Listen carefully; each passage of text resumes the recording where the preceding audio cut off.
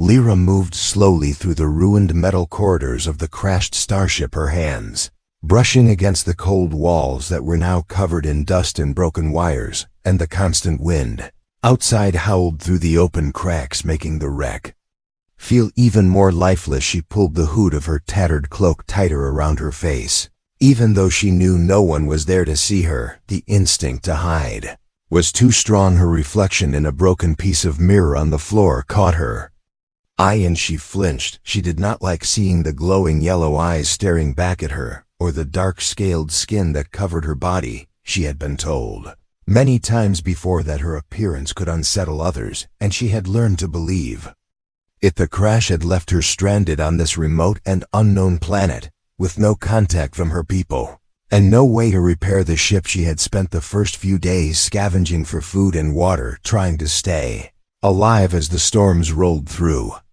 the endless plains. The weather here was unpredictable, violent winds followed by freezing cold nights, and the shelter of the broken ship was not enough to keep her safe for long. She had heard noises outside, sometimes distant footsteps or the sound of animals, but she had stayed hidden, fearing what might be out there. Was on the fourth night after the crash when she first heard the human voice. It was faint at first, carried by the wind, and she thought she was imagining it, but then it came again, louder and clearer, calling out to see if anyone had survived. She froze where she stood, her heart racing. She had met humans before, but those encounters had never gone well. They always stared at her with wide, frightened eyes, or held their weapons too tightly, ready to defend themselves from the strange alien in front of them.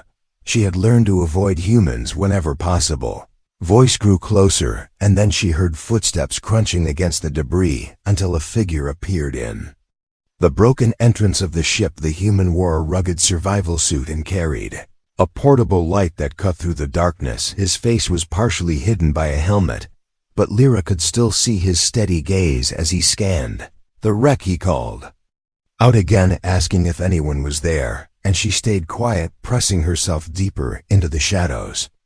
But the human was persistent. He moved carefully through the ship, checking each corner until his light fell upon her crouched form. She hissed softly and pulled the cloak tighter around her face, but he did not back away. Instead, he spoke calmly, telling her he was not here to hurt her. He was searching for survivors. His voice was steady and warm, without the sharp edge of fear she had expected. Lyra hesitated, unsure whether to trust him, but when he extended a gloved hand and offered her some of the water from his pack, she slowly reached out, her clawed fingers shaking. She expected him to pull away when he saw her hands, but he did not. He simply gave her the water and told her to drink. She felt a strange mix of relief and confusion. Humans did not usually act like this. Human introduced himself as Evan and explained that he was part of a small exploration crew stationed not far from here. He had picked up the signal of the crashed ship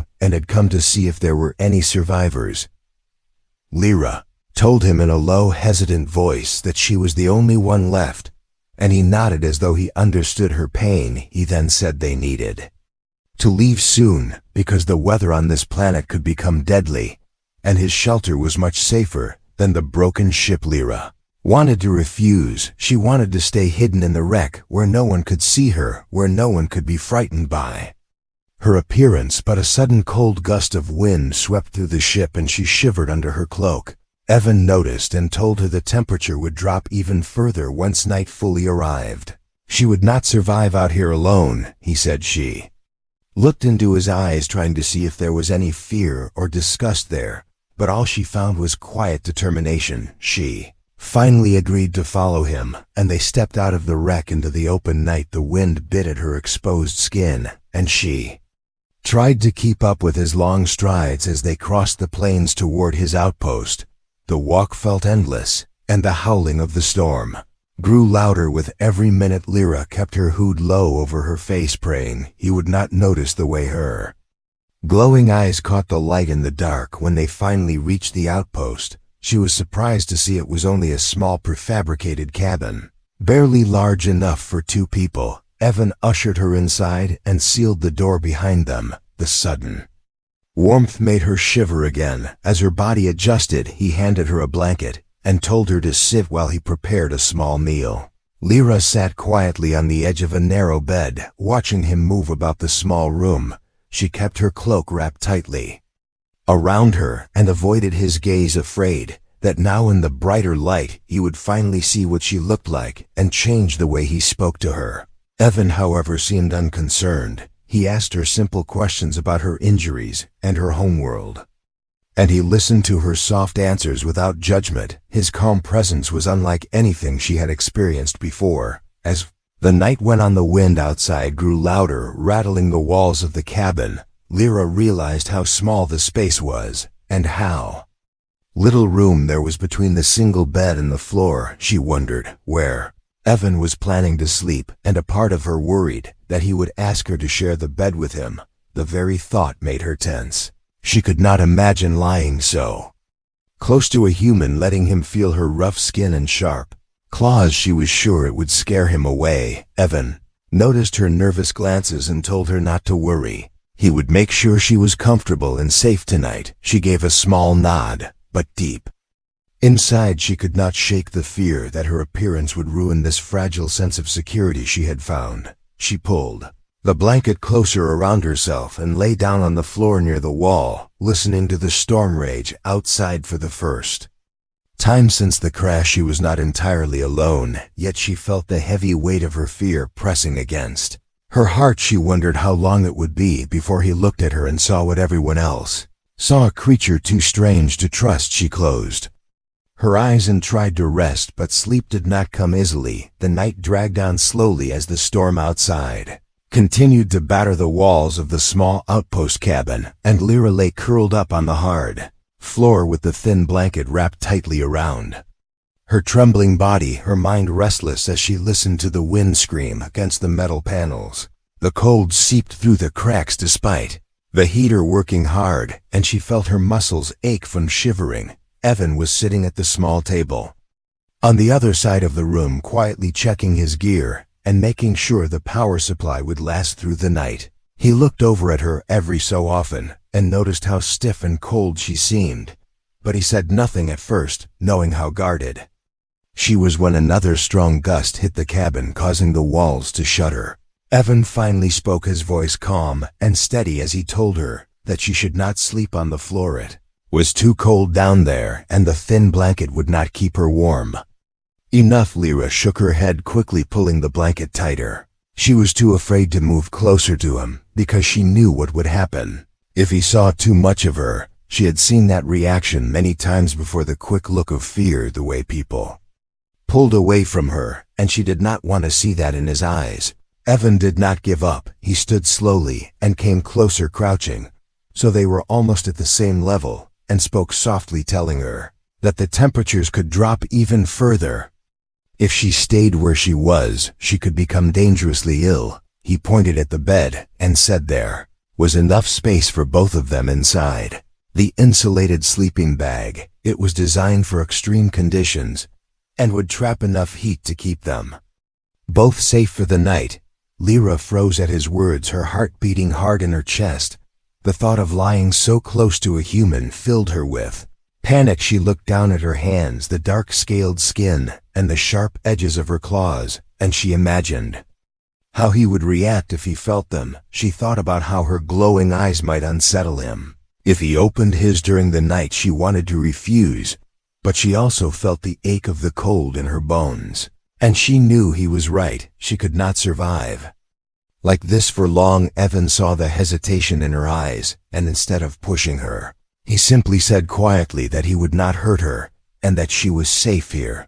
Those words struck something deep inside her because no one had ever said that to her before, not like that. She stared at him for a long moment, trying to decide whether to trust him, and finally she gave the smallest nod. Evan offered his hand to help her stand, and even though she hesitated for several seconds, she placed her clawed fingers in his gloved palm, expecting him to pull back when he felt how rough and alien her skin was, but he did not. His grip was firm and steady as he led her toward the narrow bed. She stood frozen beside it, unsure what to do, and Evan calmly unzipped the thick sleeping bag and climbed in first. Leaving enough space for her, he told her she could lie with her back to him if that made her more comfortable, and she would not have to worry about being touched. She could barely swallow past a nervous lump in her throat as she slowly lay down inside. The bag keeping as much distance between them as the space would allow. Evan zipped the bag closed around them both and the warmth trapped inside was immediate. She shivered as her cold muscles began to relax. Lyra kept perfectly still, her body tense as she tried to ignore the fact that she was lying inches away from a human. She could hear the steady rhythm of his breathing behind her and feel the faint heat from his body. She thought about shifting even further away, but there was no room left in the small bag, and she realized she was already pressed up against the edge. She hated how aware she was of every sound, every small movement. The closeness made her feel vulnerable. Evan shifted slightly, and she stiffened, expecting him to recoil from her, but instead he simply draped one arm gently across her middle so that the warmth would spread evenly. She held her breath, frozen in shock at the contact, but his touch was steady, and there was no sign of fear or disgust. She could feel the steady beat of his heart through the layers of clothing, and something inside her chest loosened just a little. After a long silence, Evan spoke softly, asking her about her homeworld. His voice was low and unhurried, as if he was simply trying to help her feel at ease. She hesitated before answering, but eventually she began to describe the wide silver rivers and the dark forests where the light from her people's glowing eyes would reflect like fireflies. Evan listened quietly, asking small questions about her life and her family, and he seemed genuinely interested in everything she told him. She was surprised at how easy it felt to talk to him. After a while, it had been so long since anyone had spoken to her without judgment. She told him about how humans had looked at her in the past, about how they had called her frightening or strange, and how she had learned to stay away from them. She did not mean to reveal so much, but the words kept coming, and she could feel the tightness in her chest easing as she spoke. Evan told her softly that he did not think she was frightening at all. He said that surviving alone on this planet for days after the crash was proof of her strength and courage, and that he respected that more than anything. Lyra blinked in surprise at his words, because no one had ever called her strong before. She felt a strange warmth that had nothing to do with the sleeping bag as his words settled inside her. Wind outside screamed louder, and she flinched at the sound, pressing unconsciously closer to the solid warmth. Behind her, Evan did not move away. Instead, he pulled the bag slightly tighter around them both and murmured that it would be all right. She realized in that moment that he meant it. He was not afraid of her. He did not see her as something strange or dangerous. He was simply there with her, keeping her safe. For the first time in years, Lyra felt a sense of comfort and security she had not known since leaving her homeworld. She closed her eyes, still unsure of what the morning would bring, but for now she let herself relax against the human who had offered her warmth and kindness when she had expected only fear. As the storm continued to rage outside, the two of them lay in the narrow bed, sharing the same space and same fragile hope, and Lyra wondered quietly if this night would change the way she saw herself forever. The storm outside did not end quickly, and the howling wind against the metal walls of the small outpost cabin was so constant that Lyra lost track of how many hours had passed since she and Evan had first lain down. In the narrow bed, she was still tense from time to time, afraid he would shift suddenly and realize how strange her body felt. But as the hours went on, she began to notice that his steady breathing behind her never changed, and his arm remained draped lightly around her waist, not in a way that trapped her, but in a way that felt protective and warm. She had not experienced this feeling in a long time, and at first it confused her. As the night stretched on, her mind drifted to all the moments in her life when humans had looked at her and seen only something to fear. She had always believed it would be the same every time, and she had never allowed anyone to get close enough to prove otherwise.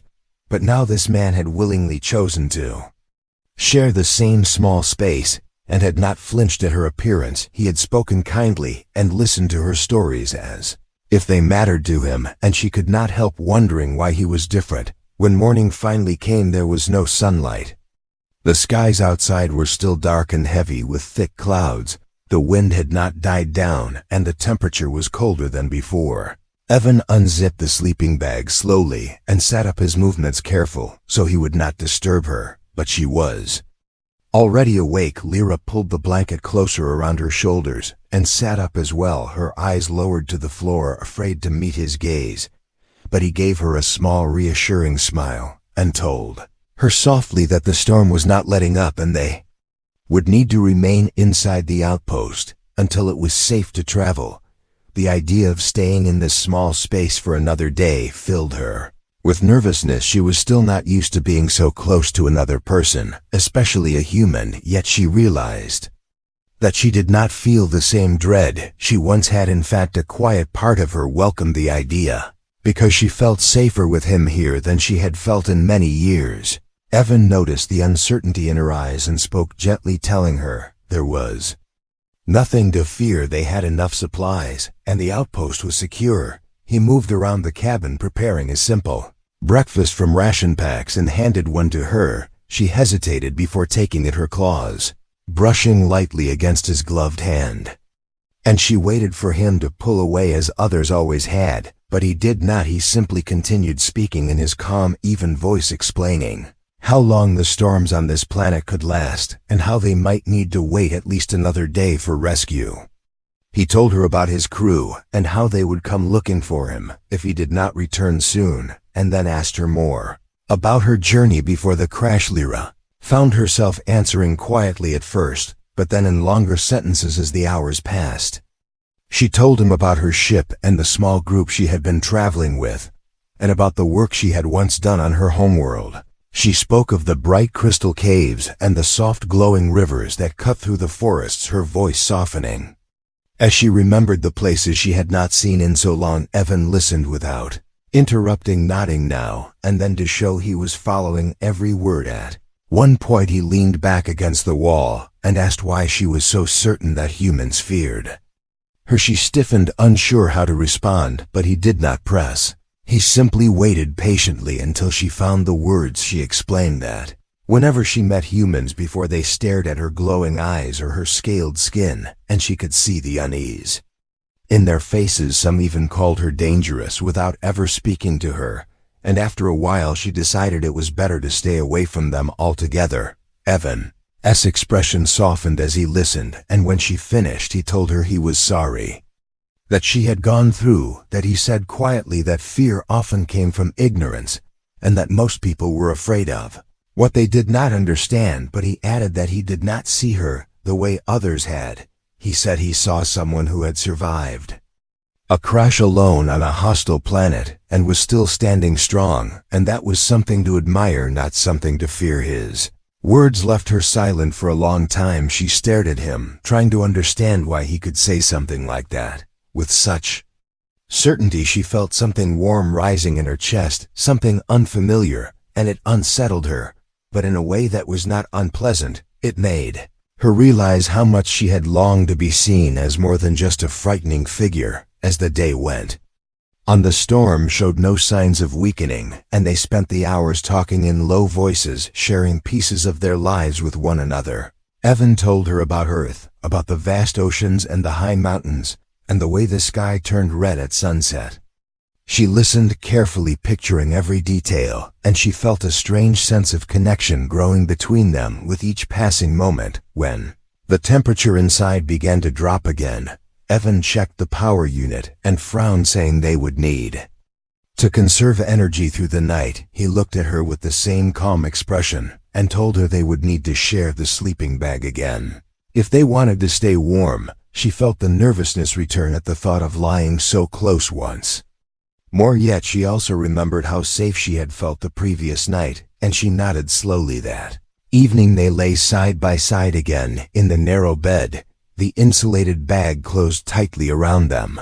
Lyra kept her back to him, but this time she did not feel the same tense fear she had felt before when he draped his arm around her. It felt natural, and she found herself relaxing into the warmth without fighting it. The wind howled louder than ever outside, but inside the small outpost there was only the quiet sound of their breathing and the steady beat of his heart that she could feel through his chest behind her. She realized she was no longer thinking about how he might see her or what he might think. She simply felt the comfort of another presence, a presence that did not judge her or push her away. As she drifted toward sleep, she thought about the way Evan looked at her when she spoke as if her words mattered, and she thought about how he had not recoiled from her once. Even after seeing her hands and her eyes, she wondered how someone could be so different from everyone else she had met before that night. For the first time in a very long time, Lyra allowed herself to imagine a future where she was not alone,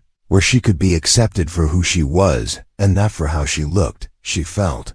The thoughts settled deep inside her as she slowly fell asleep, wrapped in warmth and the quiet reassurance that maybe, just maybe, she had found someone who could truly see her. The second night inside the outpost cabin felt longer than the first, because the storm outside had grown even more violent, and the air inside was colder, despite the heating unit working at full strength.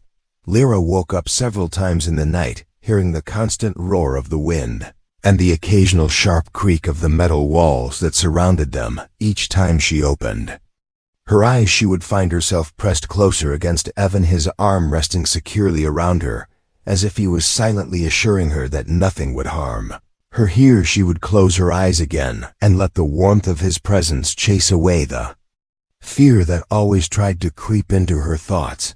By morning the storm was still raging with the same relentless strength. The sky outside the small window was a thick wall of swirling gray dust and ice. There was no sign of sunlight and no sign that the weather would clear anytime soon. Evan checked the power supply again and frowned, telling Lyra quietly that the energy cells were starting to run low. He did not want to worry her, but the truth was that they needed to be careful about how much power they used if they wanted the outpost to last through another night. Lyra felt a wave of unease when she heard that, because she knew the cabin was already barely warm enough to keep them comfortable. She imagined how much colder it would be if the power failed, and she could not help shivering at the thought.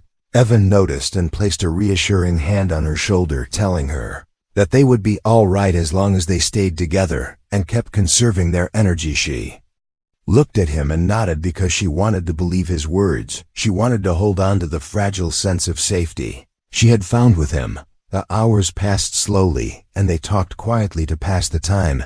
Evan told her more about his life on Earth, the bustling cities, the green valleys, the endless oceans, and she listened carefully, trying to picture each place he described, because she had never seen anything like that in her life.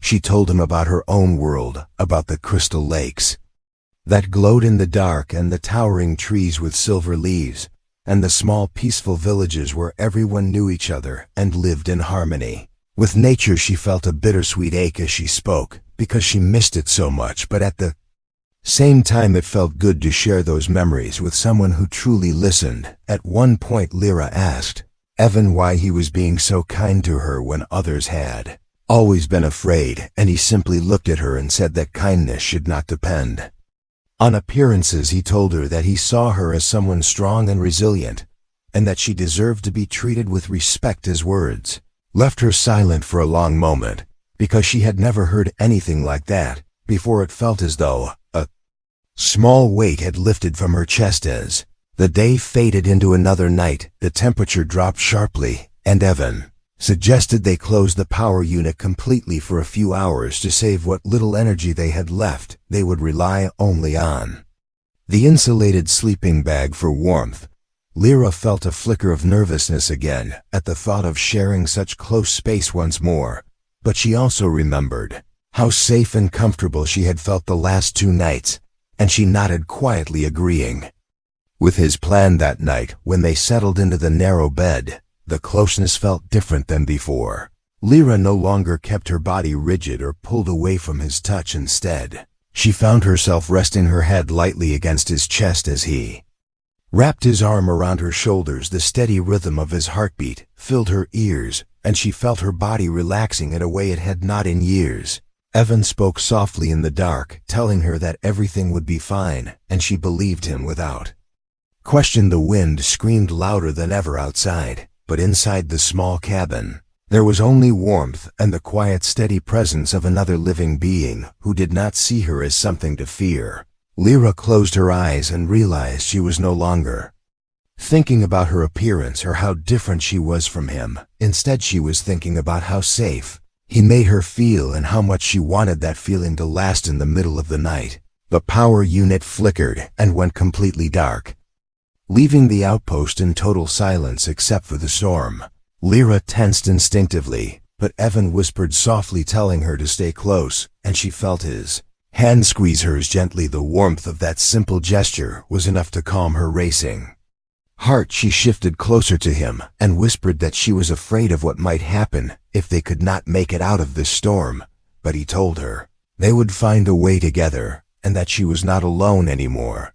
Those words echoed in her mind long after he had fallen asleep because they carried a promise she had never dared to hope for. She thought about the way he looked at her without judgment and the way his voice softened whenever he spoke to her, and she felt something deep inside her that she could not quite name, but it was warm and it was steady, and it was stronger than the fear that had always controlled Irby. The time morning arrived. The storm outside had begun to weaken.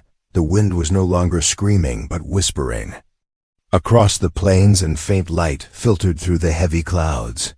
Evan stood at the small window and watched the horizon for any sign of rescue, while Lyra sat quietly on the edge of the bed, pulling the blanket around her shoulders. She realized how much had changed in just a few days. Before, she had been afraid to even be near him, afraid that he would look at her and see only a frightening creature, but now she was beginning to believe that he saw something more. Evan turned to her and told her that if the weather held steady, they could try to send out a stronger signal to his crew later in the day, and they might finally be rescued. Lyra felt a strange mixture of relief and sadness at the thought of leaving this small cabin, because even though it was cold and barely livable, it was the place where she had found the first piece of hope she had felt in years. As they prepared the signal device together, their hands brushed more than once, and each time she felt a small spark of warmth that had nothing to do with the cold cabin. She noticed how natural it was becoming to stand close to him, to listen to his voice, and to trust his presence. That night, as they lay in the narrow bed once more, Lyra found herself whispering softly to Evan, thanking him for saving her and for staying with her, even when she had tried from him. He turned slightly to face her and told her that he was glad he had found her, and that she was not someone who needed saving. She was someone worth standing beside. Those words filled her heart with a quiet strength, and she realized that sharing this small bed with him had become more than just a way to stay warm. It had become a place where she could begin to believe in herself again. The morning came slowly as the light from the pale sun pushed through the heavy clouds outside the small outpost cabin, and for the first time since the crash, Lyra opened her eyes to a world that was no longer being torn apart by violent winds. The storm had finally passed, and the silence outside felt almost unreal after so many days of constant noise. She sat up slowly, pulling the blanket around her shoulders, and glanced toward Evan, who was already at the small window scanning the horizon with a focused expression. He turned to her and gave a small smile as he told her the skies were clearing, and it was time to try the signal again. Lyra's heart beat faster at the thought of finally leaving the lonely planet, but at the same time there was a quiet sadness inside her, because she knew that once they returned to human society, everything might change. She did not know if the bond they had formed in this isolated place would survive when others were watching. She wondered if he would still see her the same way when they were surrounded by his crew and his people. Evan asked her to help him set up the signal beacon outside the cabin, and they stepped into the open air together for the first time in days. The ground was covered in a thin layer of frozen dust, and the distant mountains were hidden beneath thick fog. but the wind had died down to a gentle whisper. The world around them looked strangely peaceful after the destruction of the storm, and Lyra found herself pausing for a moment, just to breathe in the cold, clean air. Evan knelt down beside the beacon and worked quickly to adjust its settings while Lyra handed him tools and checked the power levels. Together, they managed to send out a strong transmission that he was sure his crew would receive. After the signal was sent, they returned to the cabin to wait, and every passing minute felt longer than the last. Lyra tried to stay calm, but her thoughts would not stop racing. She thought about what she would say if they asked about her or looked at her with the same fearful eyes she had seen so many times before. She was afraid of returning to the world beyond this place, because here, inside this cabin, she had finally felt safe. Evan noticed the way her hands trembled slightly as she adjusted the blanket around her shoulders, and he walked over to her, kneeling so their eyes were at the same level. He told her softly that she did not need to be afraid anymore, because he was not going to let anyone hurt her or treat her as less than she deserved. She looked at him, uncertain at first, and then whispered the question that had been haunting her.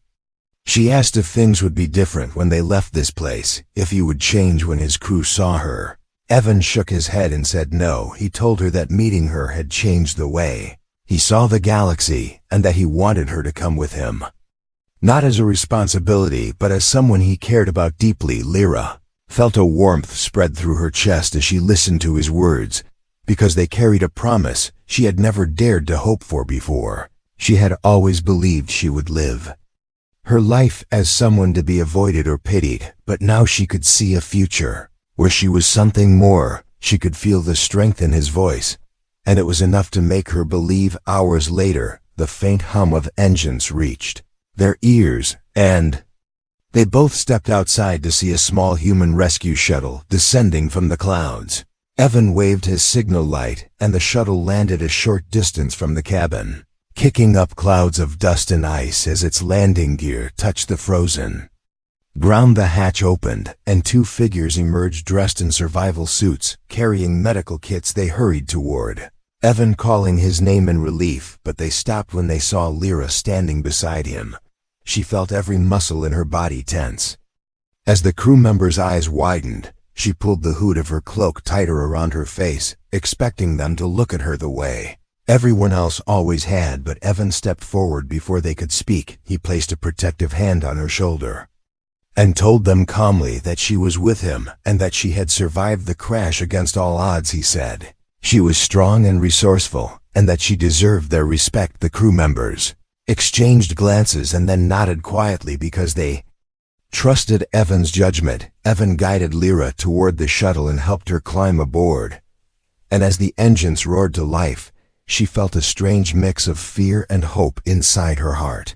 The small cabin where they had spent so many days together was disappearing behind them, and for a moment she wondered if she was ready to face whatever came next.